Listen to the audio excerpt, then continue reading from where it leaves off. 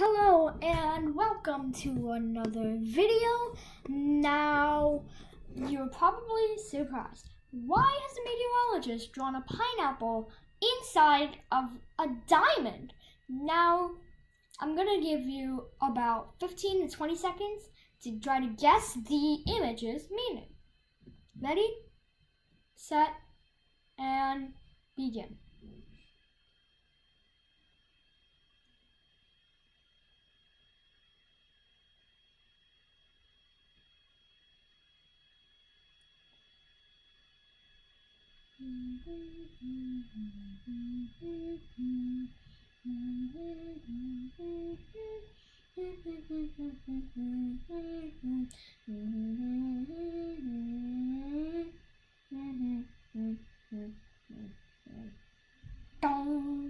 So, in the time I gave you, which was actually 30 seconds, you still probably could not identify the meaning of this image.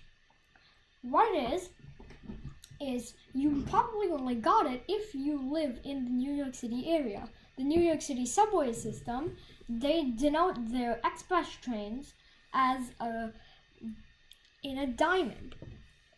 And so I decided to put it in a diamond. And purple, why not purple? So the color didn't matter. So there's a pineapple inside a diamond that signifies express.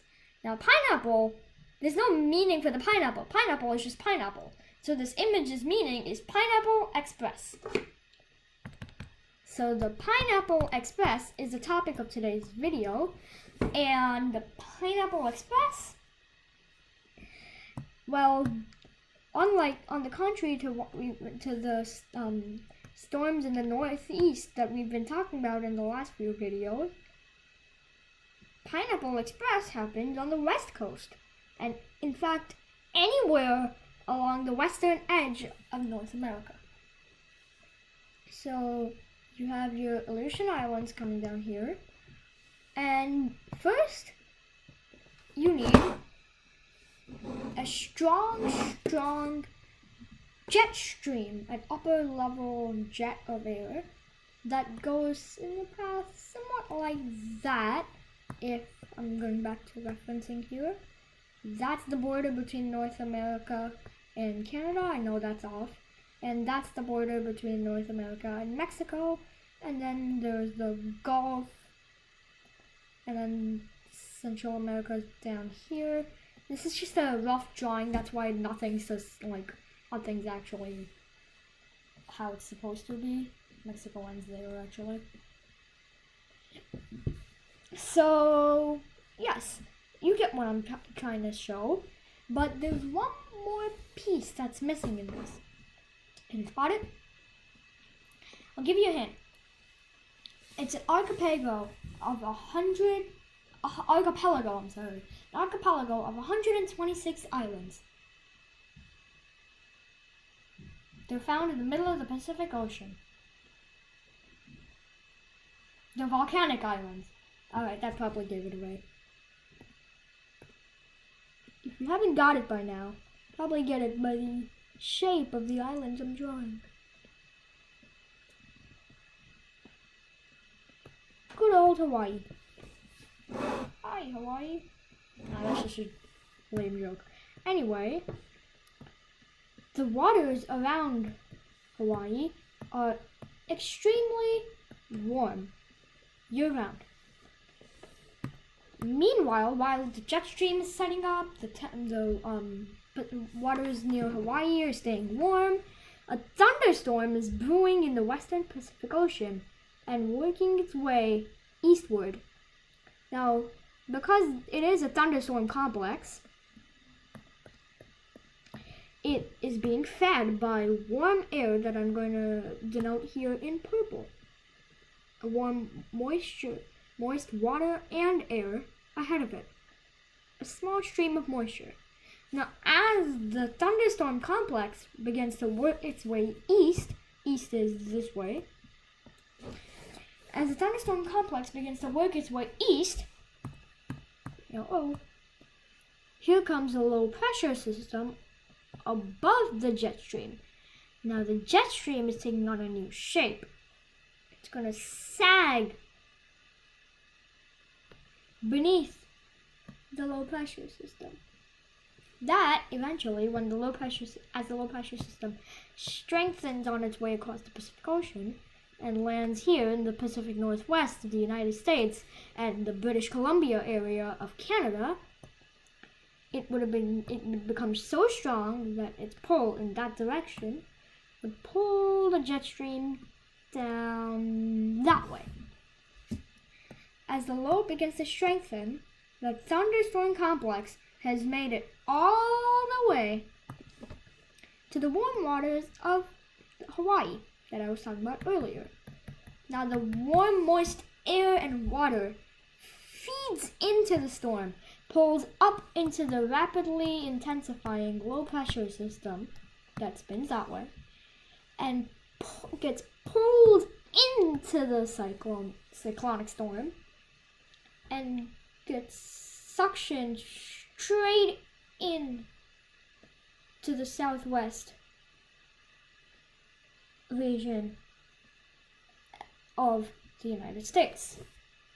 Now, as this plume of moisture, what's known in meteorological terms as an atmospheric river, is shot in to the California, in this case, this area, it brings with it all the moist air and whatever is left of this thunderstorm complex, which feeds into the low pressure system that's already here. And the low pressure system, of course, is a much bigger, much stronger thunderstorm complex, or at least storm complex. So all of these thunderstorms combining, warm air rising, feeding in, flying into the southeast, it creates a lot, and I mean a lot of rain. Low pressure fizzles out, whatever's left of it moves east. All's good. But the atmospheric river is still going. And what's next? Another low pressure system working its way in, strengthening into another thunderstorm complex. More rain, more rain, more rain. And until either the jet stream weakens, or the atmospheric river closes, or the waters around Hawaii cool, this cycle will keep on going, because low pressure systems go around the country, around the world, again and again and again. They don't stop. So unless any of these three things stop, you guys in the southwest United States are going to get hammered. And what could this mean? This could mean 3, 5, 8, even a foot or more of rain. That, of course, causes flooding. Now, how exactly does flooding impact you? Now, here's a river or a stream and a flat plain area around it. Now, let's take the water and say that's the normal water level. So that's the normal water level. And suddenly it starts to rain a lot and a lot and a lot. Say you live out here, and the water, even at highest tide, the most amount of water on a normal day can only come up till here. You think it's safe. No, it's not. Because when it starts to rain and all of that moisture comes up. Now remember, it's only when it rains 12 inches. That's 12 inches of rain in one spot, in like 1 cubic centimeter. Not 1 square centimeter of land. So now you have a foot of rain across an entire area, and all of the rain from, let's just continue to, this mountain from which the stream flows, all the rain in that area is either gonna fall onto the stream or river, or on the side and go in what's known as runoff. And since it is a slope, it will flow into the runoff. And all the water here too is gonna go into runoff. But way out here, this is not gonna do anything to the river, is it? The rain that falls here. That's where you're wrong. Rain is gonna saturate the ground so much that all that water has to go somewhere. Well, nature had a sewer system way before we did. All that water is gonna go down, down, down, and into the groundwater system. And where does the groundwater system lead? To the ocean, of course. But when it can't lead to the ocean, it goes to a stream, and the stream takes it to the ocean for it. So now you have the water already filled up to the maximum height, and now you have all this runoff coming in. Groundwater piling up, more water falling in. Water levels start to rise. They reach the end of the river's bank. At this point, water starts to spread out. It gets higher and higher and higher. Within a matter of hours to days, there you go. Your house is now underwater, even though you lived 2,000 feet away from the stream. Now, 2,000 feet might not be too much, but it's enough to get your house flooded during an atmospheric river caused by the Pineapple Express. Why is it called the Pineapple Express, though? Well, what do they grow in Hawaii? Pineapples. So, it's an express of atmospheric moisture coming from Hawaii. Its destination is anywhere on the western coast of North America, and so it is called the Pineapple Express. So, how quickly can the waters rise in an atmospheric river? In a normal river, caused by an atmospheric river? Well, of course, you can have floods or flash flood. A flash flood is unpredictable. It'll be raining, and 1 second you're like, hey, it's not that bad. The water is getting a little bit high, but I don't think it's gonna get too high. All of 5 minutes later, kabam! The water's already nearly a foot higher than it was just merely a minute ago. That's flash flooding. Well, that's not that's a bit too dramatic. Even flash floods, the water can only rise about a foot every 3 minutes, but that's a lot, because if the flash flooding cycle continues for, say, an hour, by the time the hour is over, the flood has already engulfed your brand new car. The flood is already up to your master bedroom balcony. And it's continuing to go outwards and continuing to rise. Now, floods are a little different. Floods, at first, not that bad. The storm's coming, the rain's raining, the water's rising slowly, no, not much. And then, by miracle, the storm has ended and the water has reached the near edge of a bank. Alright, the storm ended. There's no way it can go up now. That's where you're wrong. Groundwater is the ground is now just beginning to saturate all the water that's fallen in. Water that's been stuck by debris and falling and like blocked virtually by the amount of rain that's falling per hour. Now that the storm is done, is allowed to flow in gentle or not gentle, rushing streams of runoff going into your river. It's been a week since the atmospheric river ended. The water's been rising for the last week. It's even been said that during an atmospheric river, now not a Pineapple Express, but a normal atmospheric river that set up from Hurricane Joaquin in the Atlantic Ocean in 2015, Joaquin shot a river of moisture straight into South Carolina. The Joaquin had dissipated, and it took only a week and a half before the water and the rivers finally crested over record some places in South Carolina.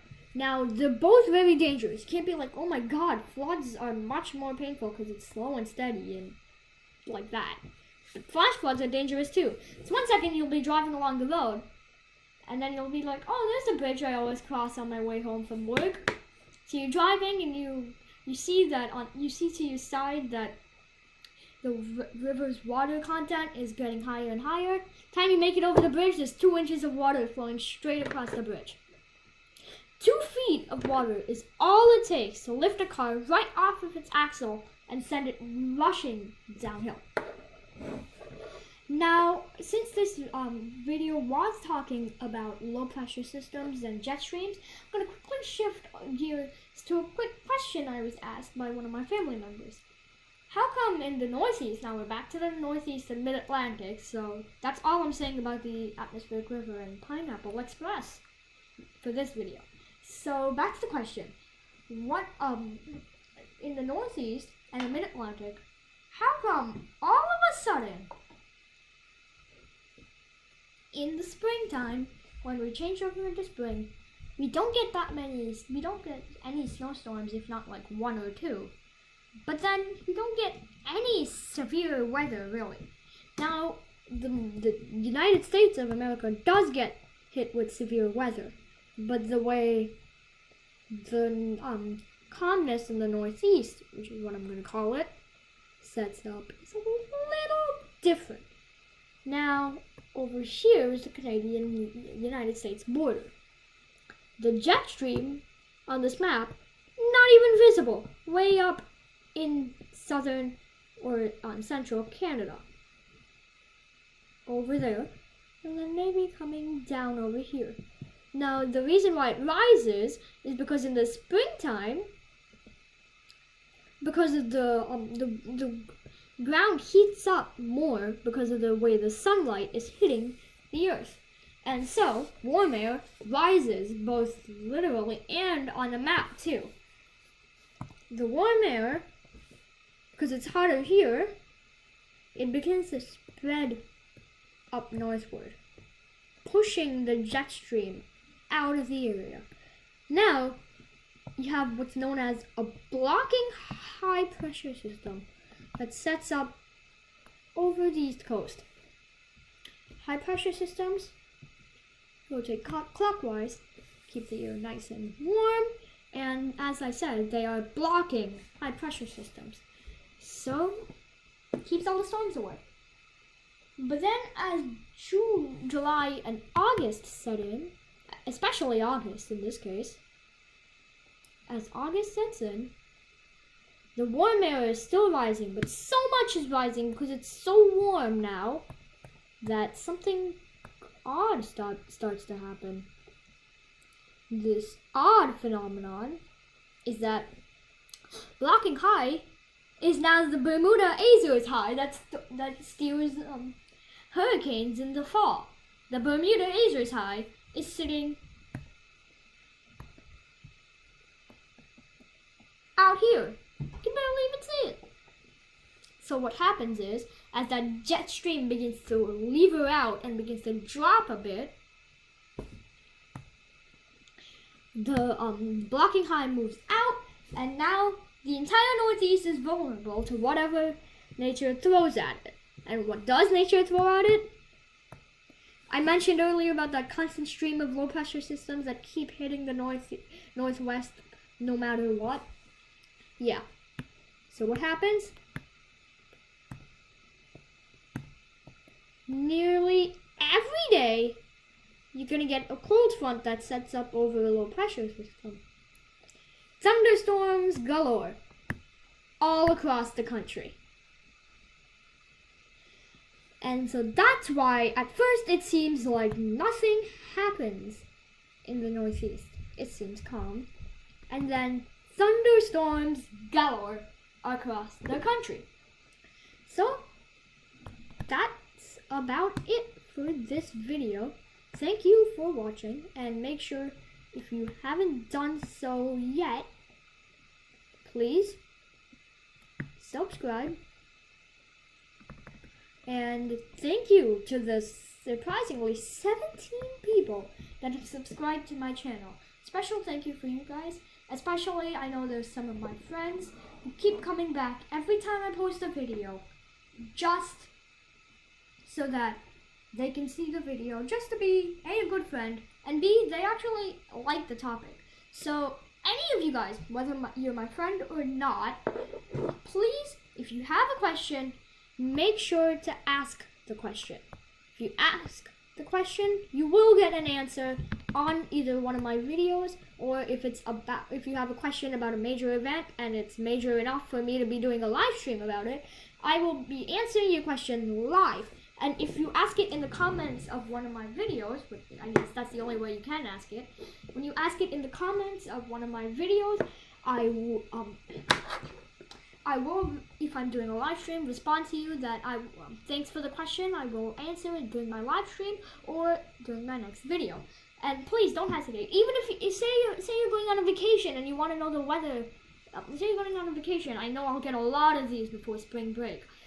If you're going on a vacation and you want to know what the weather is for your vacation destination, because nobody wants to get rained out, ask me like a week before and I'll be able to get you a general answer. And so yeah, so that's about it for this video, and happy spring!